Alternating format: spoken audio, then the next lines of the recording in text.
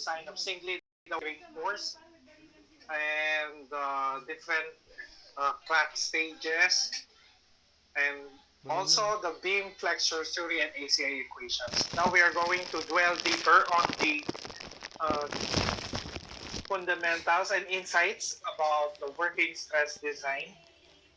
Magandang gabi sa bawat isa. This is CE133P-2. Ito yung isa sa mga problems na binigay ko sa SEU. We are going to compute the safe uniform load that the channel section shown could carry. And we are going to neglect the weight of the beam. The beam has a simple span of 6 meters. The two top bars are 16 millimeter diameter. The four bottom bars are 20 millimeter diameter. And the strengths of the materials are given, and the modular ratio is equal to 10. This is not symmetrical, as you can glean here. And if you are going to place the main bars right here, this must be symmetrically placed with respect to this one. So it is safe to assume that this is also equal to 60 millimeters.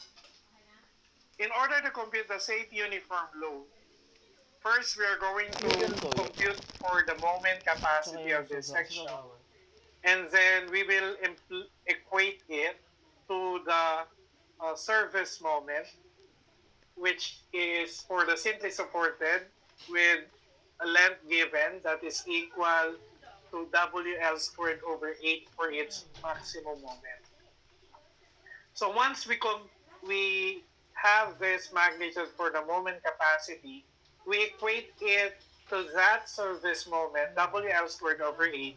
The only unknown there is the W, or the uniform load.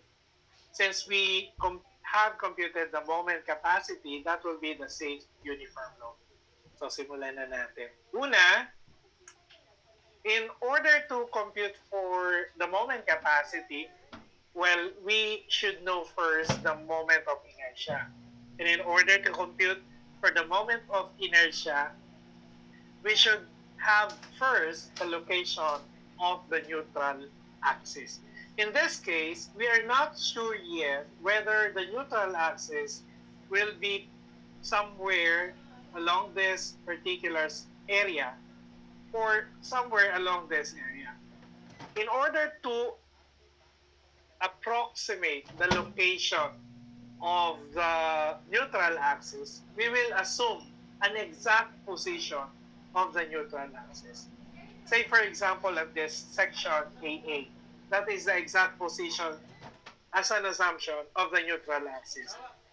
Well, if the statical moment of area above is equal to the statical moment of area below, then the assumed location of the neutral axis is correct. If the statical moment of area above is greater than the statical moment of area below, then this location of neutral axis is somewhere within this area, but apparently below the center of gravity of these two 16 millimeter diameter reinforcing bars. If the statical moment of area here is less than the statical moment of area here, then the location of the neutral axis must be somewhere within this area.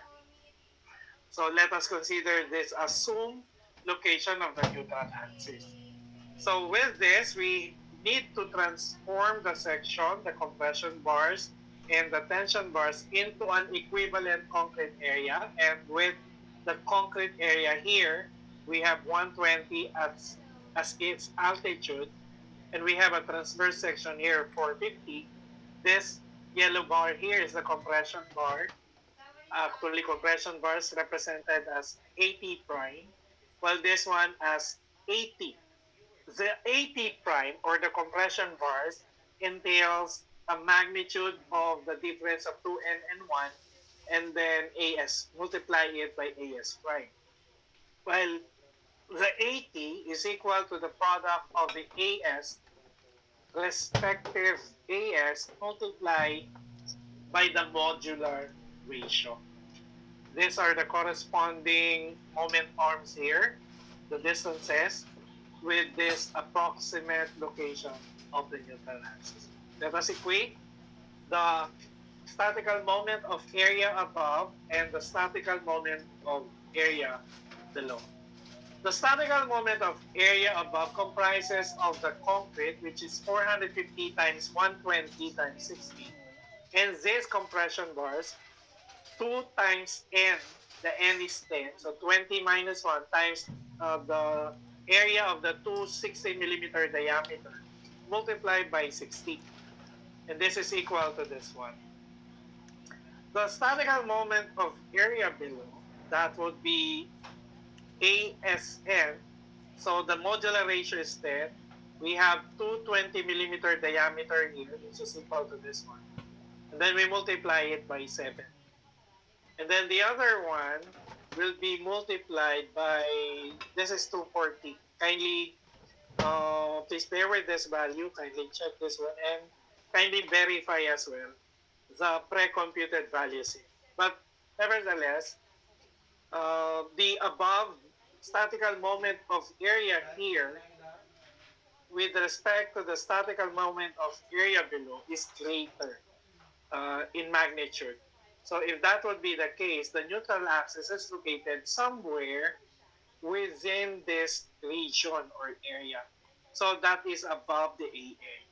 So we are now going to find out the location of that exact neutral axis, since we already have the idea that this is found within this area.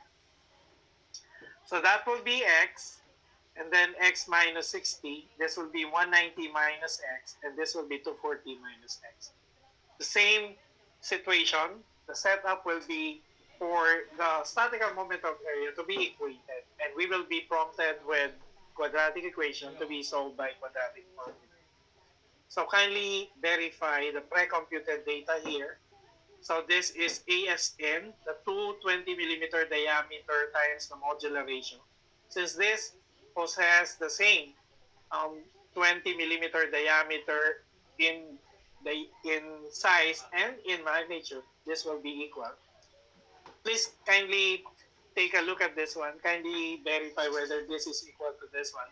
But the formula is 2 times 10 minus 1 times 2 times pi over 4, 16 squared. Kindly verify on it. Anyway, this will be plugged in. These values will be plugged in here. And we are prompted with a single equation in second degree. So we can solve this by quadratic formula by virtue of what we learned in our fundamental mathematics. X is equal to 82 millimeters. And then we are going to utilize this X, the location of the neutral axis from the extreme concrete compression fiber. So for the moment of inertia, you Hindi know pa tapos this si Inday? already. Ito yung isda. Tsaka yung toge. This will be px Pinapakawin cubed kay Daan? over 3, 80 prime x minus 60 Kanina. quantity squared. AS1 with this magnitude squared, AS2 with this magnitude squared. So this is the moment of inertia with respect to the its centroidal axis. Then we compute for the moment capacity. So this will be Fc over I over all over x. The x there is the pre-computed value of the x from the quadratic formula. Fc is given, already Fc is given. So that is not Fc prime. If that is Fc prime, then the Fc is 45% of the Fc prime or WST. And then I is the INA. So this will be 30.8 kilonewton meter.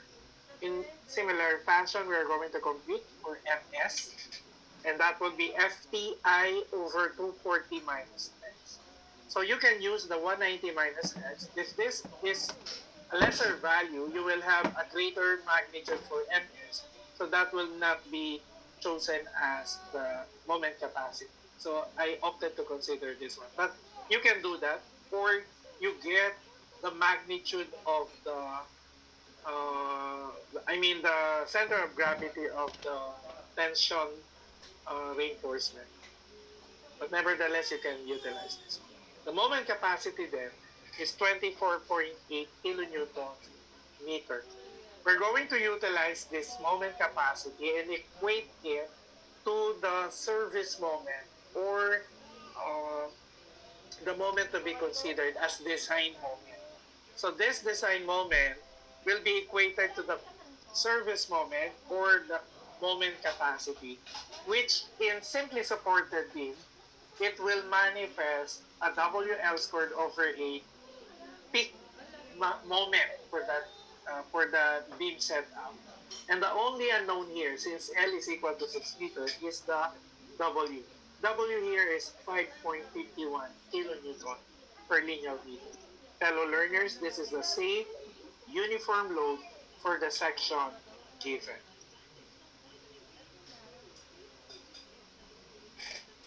Then we have this problem in your skill set enhancement undertaking as well. We are asked to investigate the adequacy of the beam reinforced for tension and compression. As shown, the total load is 20 kilonewton per linear meter, including its own weight, and then the strengths of the materials are given. So what we're going to do here, in order to obtain the adequacy here, we're going to compute for the capacity, the moment capacity of this section, and then we are going to equate that to the service moment or the design moment that can be computed here. So first, we compute for the moment capacity. Well, for the computation of the moment capacity, we need to have the location of the neutral axis. So in this case, we're going to equate the statical moment of area above and statical moment of area below.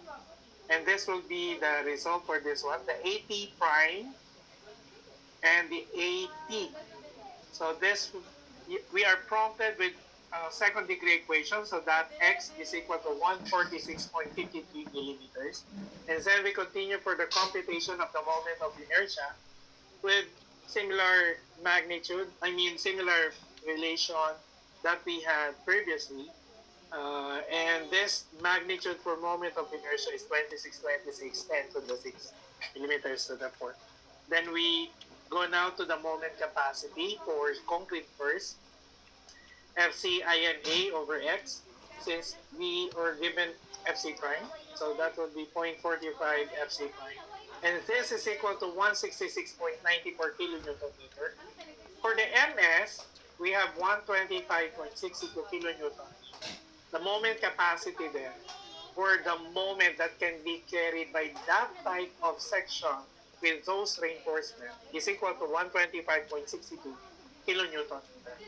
Now, we are going to compute for the service moment or the design moment or the actual moment for that matter, based on this given beam setup. In order to compute, to know the moment, we should know first the support reactions, and then we draw the shear diagram, and then after that, we draw the moment diagram. From there, we can get the maximum moment, whether a positive or a negative, that depicts a maximum in value. That will be the service moment. So there are numerous ways on how we are going to solve the support reaction here. I opted to consider the moment distribution method. In moment distribution method, we are going to compute the stiffness factor. Kindly revisit your structural analysis in utilizing the moment distribution method. The stiffness factor is relative stiffness in sense, and that is equal to I over L. For AB and BA, that is equal to 0.25. For BC and CB, that is equal to 0.17. 1 over 4 for the first one, 1 over 6 for the second one. And for this type, that will be 0 because that is overlap. And then we compute for the distribution factor. If you are dealing with a support, fixed support, that dF is equal to 0. And then the computation for the distribution factor is equal to K all over the summation of K at that joint. So for the distribution factor of BA, that will be 0.6. That is 0.25 divided by 0.25 plus 0.70. And that is 0.6. And then for the distribution factor of BC, this is equal to 0.4. And lastly, this is equal to 1. That is this one, I mean CV divided by CV plus 0 is equal to 1. And the checking here is that this must be equal to the BA and the BC, the distribution factor. And then the CB and the CD must be equal to 1. 1 plus 0 is 1. So let us now consider the moment distribution table. For the moment distribution table, usually I do consider up to fourth distribution and then we sum up the moment. So in moment distribution method, there are unbalanced moments. For dealing with unbalanced moment, apparently we're going to balance it by taking the first distribution and transferring it on the adjacent uh, um, joint half of the considered moment, just like this one. So for the service moment of this one, we need to compute first for the fixed end moment. For the fixed end moment of uniformly distributed, that is WL squared over 12. Since this is at the left, that will be negative. This will be positive on the right, if that will be counterclockwise and clockwise respectively. Similarly, we're going to compute for WL squared over 12 here, but there is a concentrated loading at the center, so we are going to add that. But this will be negative on BC, positive on CB. And then lastly, the moment at the overhang, that is equal to negative 20 times 2. So this fixed end moment will be included in that is the moment that will be carried on to the next setup of the adjacent joints and or member. So let's do the table here. These are the joints, the member, the computed stiffness factor, the computed distribution factor, the computed fixed end moment. So in doing this one, we are going to distribute it first. How are we going to distribute it? We multiply the FEM into the DF. And apparently this will be 0. And then there is unbalance here. If we're going to sum up the algebraically this one, the dominant number here is negative. So we take the negative of it, so that would be positive. And then we multiply it by 0.6. And that is equal to 46993. The result a while ago will be multiplied to 0.4. That will be 31.88. Similarly, we're going to do that here. We take the algebraic sum of this. The dominant number here is positive. So we take the negative of that positive. So that is negative. So the multiply by 1 is negative 65. That's the difference of this. And then this will be 0. And then we consider the carryover moment. In the carryover moment, we take half of this one. We take half of this one. Half of this. Half of this. And then there is no other value to be transferred here since there is no adjacent. Then second distribution, we multiply it by the distribution factor, 0. Algebraic sum, we take the negative of it to balance the moment. And in balancing the moment here, we multiply it by 0.6. The dominant number here is negative. So we take the negative of that negative is positive, multiply by 0.6. It will lead to this one. The result a while ago will be multiplied by 0.4. Similarly, this will be multiplied by the dominant number here. We take the negative of it, multiplied by 1. That's negative. And this has been locked because there is no value. And then we consider the carryover moment. Half of this one, half of this one, half of this one, and then half of this one. And then this has been locked. And then the third distribution, similar manner, we get the product of this. Negative of the algebraic sum of this multiplied by 0.6. Negative of algebraic sum of this multiplied by 0.4. Negative algebraic sum of this multiplied by 1. And this has been locked. Fourth, carryover moment, half of this, half of this, half of this, half of this. This has been locked. And then lastly, we have fourth. Well, you can continue this one. So when are we going to stop? As long as the summation of this moment will be algebraically equal to 0. So naturally, for the fourth distribution, we have this as 0, 1.95, 1.3, the same fashion what we did here. Please be back in this link. Thank you. Recording. Ay, nako.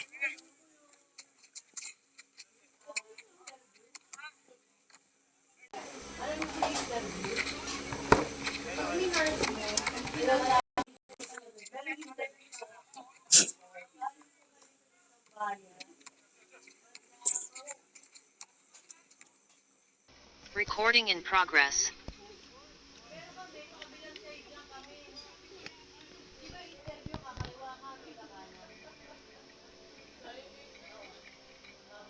Then we take the sum of this from starting from the pen down here.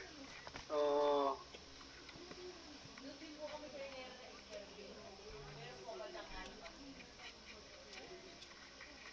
this will be 8.9295.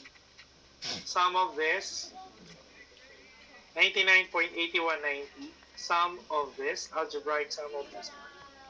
That would be negative 99.8190, and then the sum of this one, that is positive 40, the sum of that is negative 40. A positive indicates a clockwise moment, a negative indicates a counterclockwise moment.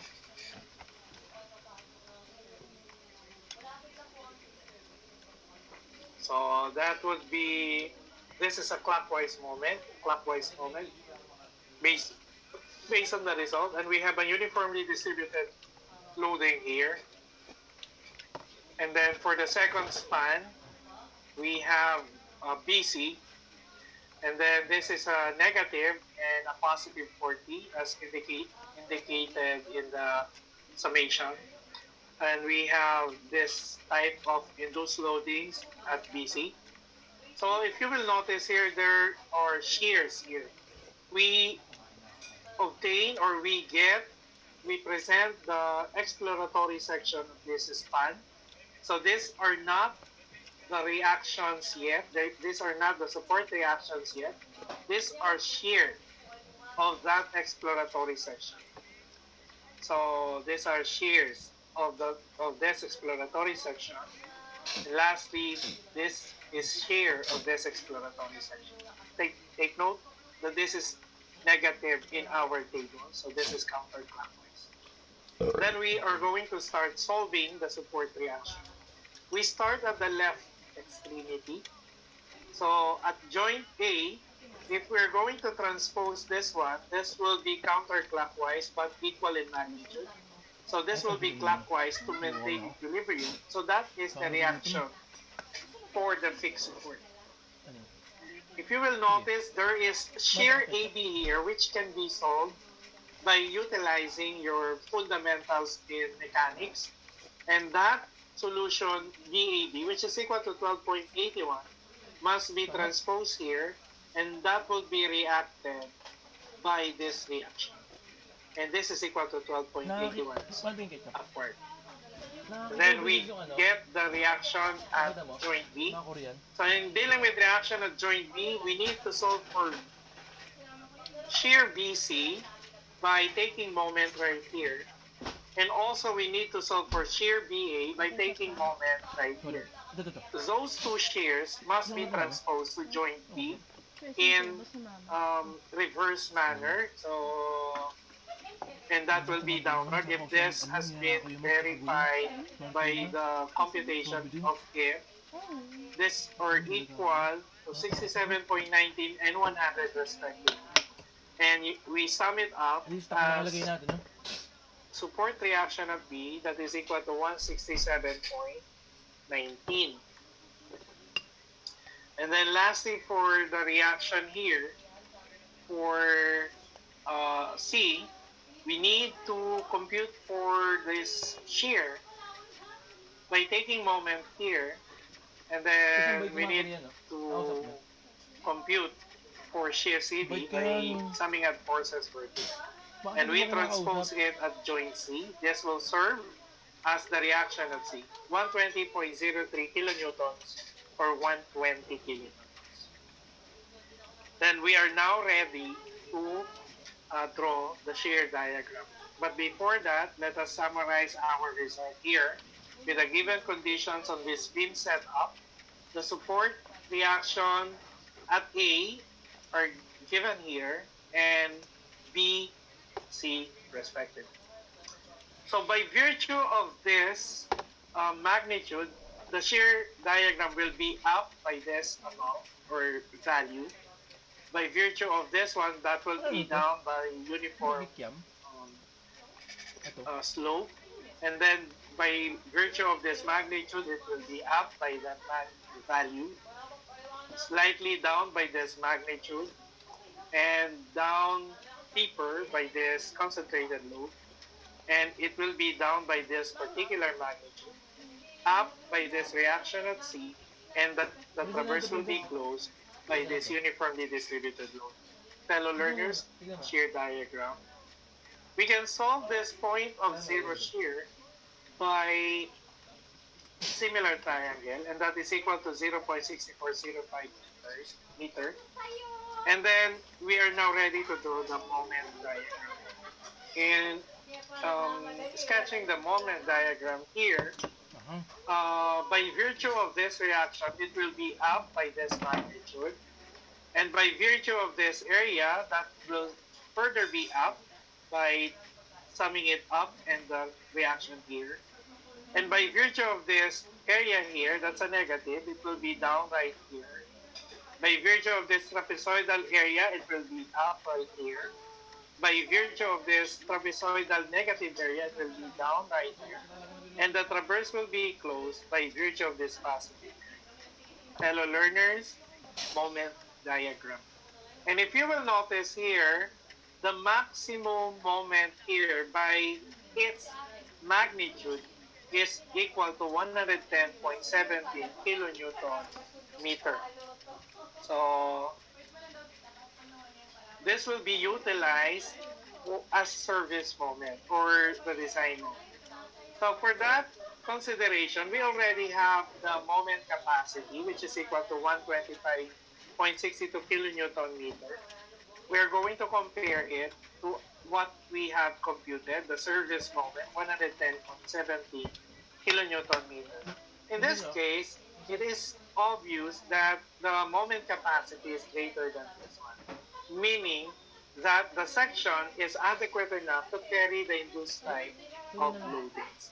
If at any rate this will be less than this one, then at your design process, you need to revisit the dimension or revisit the number of rebars, or perhaps you can consider double reinforced to minimize the consideration of that excess moment. Fellow learners, checking the adequacy of the section given. You are going to deal with two problems for your SEU number 5. First, you're going to design the flexural and shear reinforcement, or you can design it in the beam in tension or in tension and compression, and then the web reinforcement. The given strengths of materials are stipulated here, and then this is the beam setup. This is the first problem for the SEU number 5. You're going to design this beam with this design parameters. And then the second problem for SEU number 5 is given as this one. So please take a look at the given laid out parameters here. The effective depth is 500 millimeters. The length is 6 meters. The maximum steel reinforcement at midspan is 825 millimeter diameter. And the required steel reinforcement at supports is 225 millimeter diameter. We are asked to determine where to cut the 625 millimeter diameter. So what in other words, we are given 825 millimeter diameter here, and we are required to extend the 225 millimeter up to the supports or up to the column. So our task here is to compute where are we going to exactly cut the 625 millimeter diameter. So that will be the you can cut it two at a time to utilize its economical design. So kindly try this one first before we are going to disclose how we are going to cut the 625 millimeter diameter. Kindly revisit what we have discussed about the cutting list, the cutting points, the splice length, and among other similar ideas or insights that can be um, considered in this number 2 problem in SEU number 5.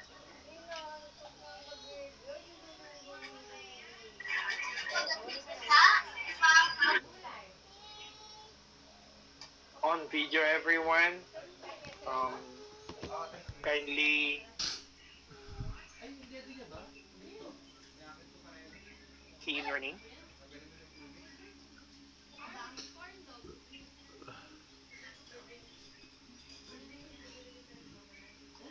Any question or clarification? Sir, ako po may clarification. Sige.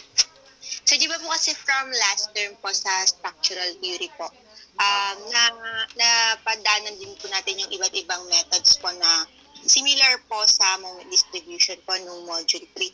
Sir, meron, di ba po, kada po method po kasi nun, medyo may konting discrepancy po sa mga answers nila. Normal lang po ba yun, sir? Okay lang yan. Kung like, halimbawa, ang discrepancy nyo, syempre, hindi mo naman. Kaya kung mapapansin nyo minsan, para ma-address ko lang yung concern mo, Miss Daddy, kung mapapansin nyo, hindi ko nira-round up or nira-round off. Napansin nyo ba yung data natin? Diba? Para makuha natin exactly. Pero natural lang yun. Pag ikaw ang magde-design, syempre, call mo yan eh. Kung yung discrepancy ay point something, 1 point something, 2 point something, call mo yan as a designer. So ikaw naman ang magde-decide sa design dimension mo, sa design reinforcement mo. So walang problema. Huwag lang masyadong malayo. Well, we can check, di ba, kung tama yung natin. Pag ang discrepancy lumayo na ng medyo you need to verify it by other method. Hindi naman maglalayo yan eh. Hindi yung dyan Makukuha mo yan. Like, sa 3-moment equation, sa MDN. Oo, nangyayari yan. Hindi naman talaga exact eh. Last term po kasi, yun nga po, may mga 0.05 na discrepancy, 0.1, ganun po yung difference ng sa ibang methods compare sa moment distribution po. Correct. Good thing na na-brought up mo yan kasi alam ko, maintindihan nyo rin eventually na ikaw naman talaga ikaw yung designer eh. Ikaw yung, so technically, those are approximate analysis. So, yung approximate analysis, hindi naman magic yan. There are bases on how they come up with this formula or insights or principles like MDM, yung 3-moment equation, DME, and among other approximate analysis. Empirically derive yung mga principles niyan. So, ibig sabihin, hindi talaga eksakto or precise. Pero yung ideya, mas accurate siya as approximate. No? Ganun yan eh. So, nadidesign siya. Ang bottom line, so sagot at tanong mo ay ikaw pa rin, call mo pa rin yan. Basta tama yung principles na ginamit mo, walang bahid na anumang deviation, nasa tama yung proseso, tama yung ganito, chineg mo sa TM. Kasi may algorithm yan eh. So kung nilalagay mo sa Excel, ito kay MDM, ito kay three-moment equation, may discrepancy. Pag naglalagay ka lang ng algorithm sa Excel, check mo agad, may discrepancy talaga. So, ikaw na yun. Call mo na yun. Okay. Thank you, sir. Mas thank you rin kasi para na-remind din yung mga fellow learners natin. Kasi sa realidad, ikaw talaga ang mag-design nun. At nobody can question your design. Kasi lahat tayo may distinct ingenuity. Nobody can judge your design unless there will be something happen. That is the time they are going to validate, evaluate your design. Katulad ng mga nangyayari na paghalimbawa, yung building hindi nagkaroon ng ganap na stability, and then after some lateral forces, hindi naman ganun kalakasan, bumagsak, iimbestigahan yung design mo, parang gano'n. So, kaya kailangan natin ng core foundation dun sa mga analysis na ginagawa natin. Dahil walang magaganap na anumang enterprise or business or entrepreneurial move other than digital kung walang building ng maitatayo. At tayo yun bilang profession natin. Okay? So, ano pa?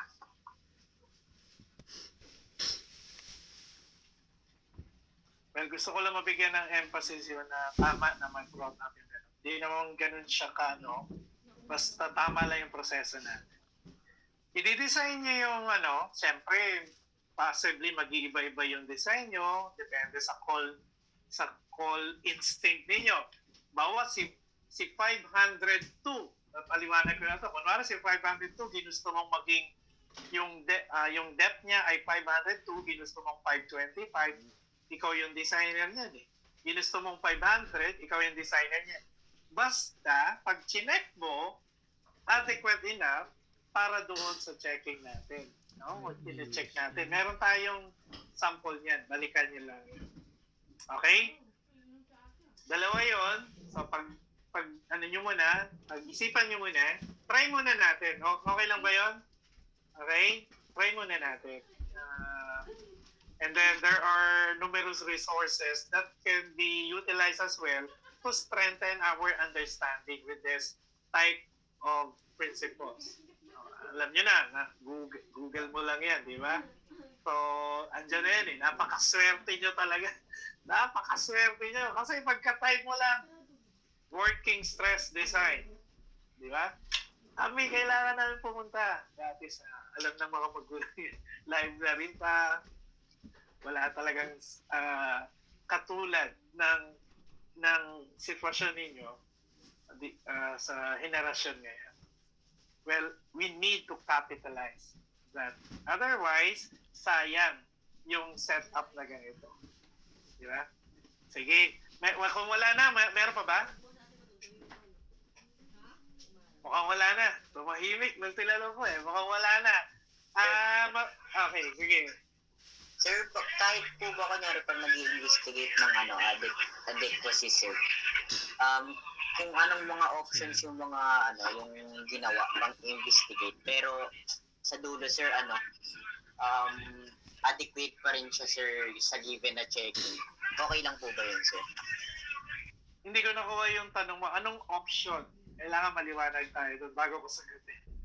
Anong option? Like yung sir, kunyari, yung depth niya, sir. Ikaw, iba yung kuha mong gamit sa kunyari sa neutral axis, sir, iba yung kuha mong actual depth mo.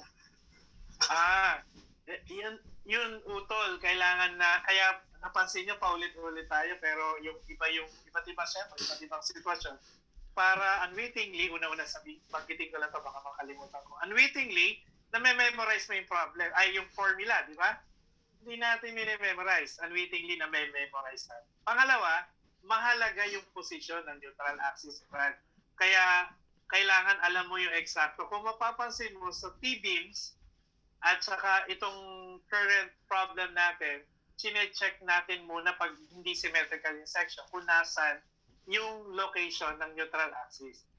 So, mahalaga kasi yan. Pag nagkamali ka dun sa location na yon, hindi mo nakita yung balance ng section na yon, be it symmetrical or unsymmetrical dimension or section, eventually, potentially, magkakamali ka sa computation ng moment capacity. Pag nagkamali ka sa computation ng moment capacity, mali yung ikukumpara mo sa service moment.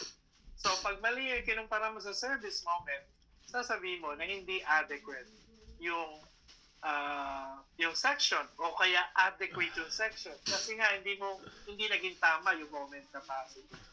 So, nangyayari yan, yung pag-check na adequacy sa realidad na natin bilang CE, kapag usually may dinadagdag na loadings, ang dinadagdag naman, usually dead load, yung mga fixed dead load, halimbawa, dinesign lang natin na residential.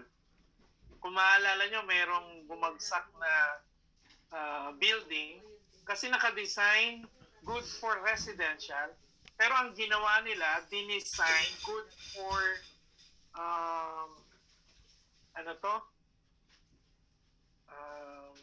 warehouse.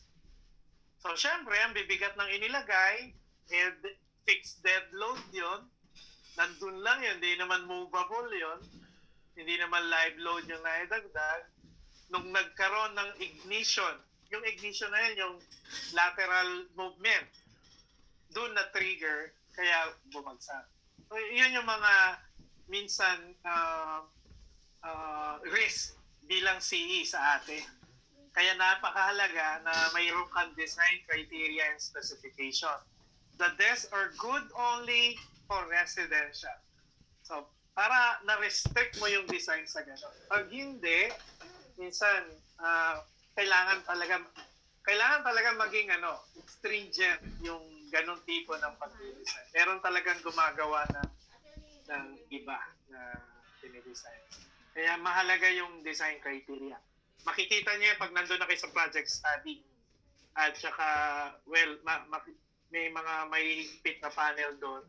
Tatanungin kayo, gagamit kayo ng app, among other similar application. Tapos may mga panel, kilalang-kilala nyo yun, na minsan itatanong niya, pag in-input mo kasi sa app, bibigyan ka na ng sagot ng return. Ang itatanong niya, ano yung algorithm sa loob ng app na yun? Kailangan kasi, alam mo yung algorithm nyo. Kasi garbage in, garbage out Yan yung fundamental Pag pinasukan mo ng hindi tama, lalabas yan ng hindi tama. Kaya dapat, bago mo pasukan ng tama, alam mo yung ginagawa niya ng algorithm ay tama. So may mga ganong panel na tatanungin kayo pag natapat kayo dun sa isang panel na yan. O, kilala niya yan. Tumingin lang kayo sa screen. Meron pa ibang tanong? Wala na. Mga utol, maraming salamat. 8:25, nandito pa rin kayo. Wala naman tayong choice. Pero ito talaga yung schedule natin. Mapupuno itong sisidlan na to. Pero sabi nga, na parating nire-recommend, sa kabila ng lahat ng kagalingan na yon na binigay sa atin, maging thankful, indebted tayo. Napakadali lang para sa akin magsalita ng ganito kasi sa ganitong tipo ng unfortunate times, mayroong mga nakakaranas, maaaring kilala ninyo, maaaring kaklase ninyo, actually isa sa fellow learners natin or tatlo sila ang merong ganong tipo ng sakit na hindi, syempre ang tanging mo lang may bibigay ay yung pinaka-importante kahit malayo ka. Pero ang mahalaga doon, we should be thankful always and indebted. Sir, paano pag yung may mga ibang tao? Kasi mahirap kasi, di ba? Thankful, indebted kasi maayos Paano pag ikaw mismo yung nandun sitwasyon, sometimes we are tempted not to be indebted. But nevertheless, pag napuno ito, be humble, be blessed, be safe. Maraming salamat at nandito kayo. Thank God. It's Friday. Have a great weekend, mga utol. Salamat. Bye-bye. Thank you po, sir. Thank you po, sir. Thank you, sir. Sir. Thank you, sir. God bless. Thank you, sir.